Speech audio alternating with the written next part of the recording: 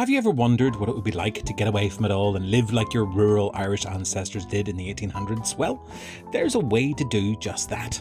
Hi, I'm Robert J. E. Simpson, and a few weeks ago I got a message from Clodagh Brennan inviting me to stay at her family's famine-era-style cottage between Rasharkin and Kilrea. With my love of history and an assurance that I could post whatever I liked about the experience, I set off with my partner Danica for Rosary Cottage. The cottage itself is on the banks of the River Bann on the Brennan's farm, and from the word go I was rather taken with its simplicity. It reminded me of some of the stories my own grandparents told me about where they were reared. There's no means of electricity, though a battery is provided for charging your devices. All the light is natural or candle light, and the heating is from a single ring wood fire stove, which you also use to cook on. There's just two rooms, a sitting area and a bedroom which comes complete with a dresser and comfortable double bed. The one concession to modern is the adjacent outside toilet and wet room, which is definitely an experience in the middle of the night. Clodagh provides her guests with a charming welcome package of fresh milk from the farm, eggs and a gorgeous wheaten soda loaf. This was lovely, and honestly I couldn't get enough of the bread. The family themselves are super friendly and were happy to answer all of our questions and show us around.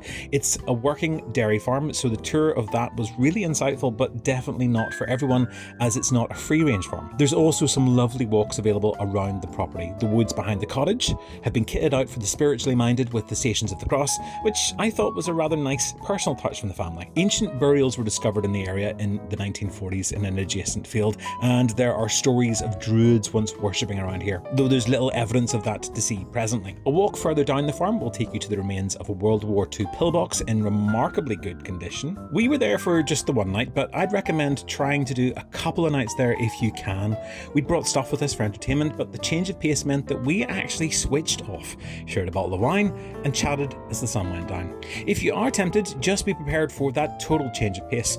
Something as simple as cooking took a lot longer than usual with the stovetop. Oh, and do watch out for the spiders. It is the countryside after all. It's the perfect little private spot for a writer's or artist's retreat, and I hear they've got a couple of Highland cows on site now too, so I'm gonna have to go back. We were gifted the stay, but genuinely I loved it. You can find the cottage on Airbnb if you look for Famine Cottage Rasharkin, or on Facebook where they're listed as Rosary Cottage. Prices are a good bit cheaper through Facebook, around £100 a night when I checked. Tell Clodagh that I sent you. Let me know in the comments if you'd like to stay here, and if you're interested I'll post a couple of videos about the history of the area and a fuller review of my stay on my other socials. I'm Robert J. E. Simpson. Don't forget to like, follow and share for more weird and interesting places and local histories.